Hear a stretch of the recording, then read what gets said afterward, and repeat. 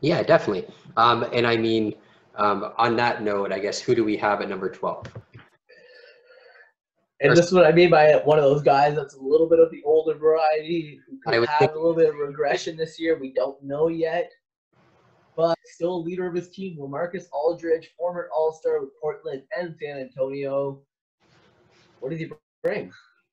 yeah, I mean, I think I was going to reiterate exactly what you just said, where it's one of these guys who, even though he's still a great player, likely on the decline. I mean, next year we probably won't see him as high as you mentioned. A lot of these guys probably are going to come over him, but number 12 for the year, LaMarcus Aldridge, obviously still a guy who's going to put up over 15 points, close to 10 rebounds a game, Easily. knows the Spurs system.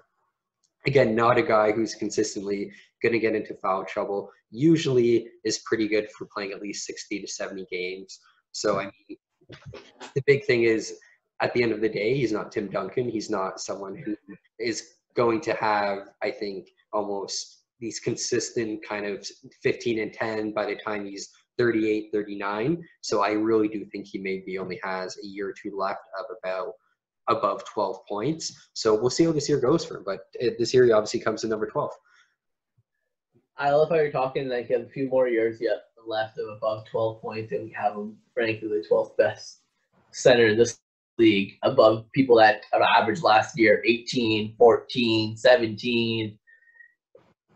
Yeah. But no, he still has the potential though to be that all-star player with San Antonio.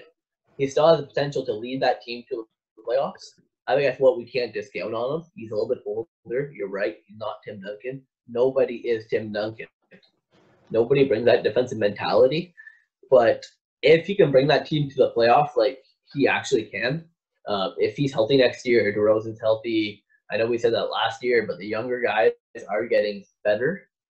These guys are getting a bit older, but the game that they play is not something that depends on athleticism.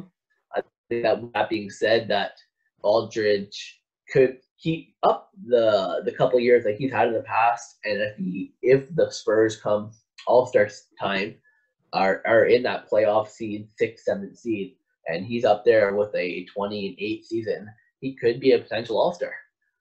Yeah, I mean, I don't even think he needs 20 in it. I mean, yeah, he might not make the All-Star team, but I'm with you that he probably will have a very similar year to last year, and that's why he's ranked so high. Even though, again, like I said, he might only have a couple years left at above a double point per game production level. I still do think this year is going to be relatively well for LaMarcus Aldridge. I definitely think it'll probably be, again, at minimum, like a 16 and 8, 16 and like 7.5 at the very, very least. And again, it's more so the things he does. Like, I'm sure he's going to have a great plus minus. He's going to be on the court when they need him. He's probably going to hit some big shots. Obviously, going to hit the free throws he needs to. He's obviously able to extend the floor a bit. So LaMarcus Aldridge overall, he's one of those things where, again, he just fits in the system so well, and he's just such a smart player at this point of his career. It's hard to rank him any lower, really. He's just so consistent. Exactly. So can't agree more.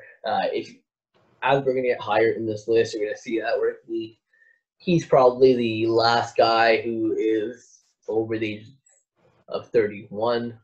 I'm 32. I think LaMarcus is 34 now. We are going to a little bit younger, but the next person on this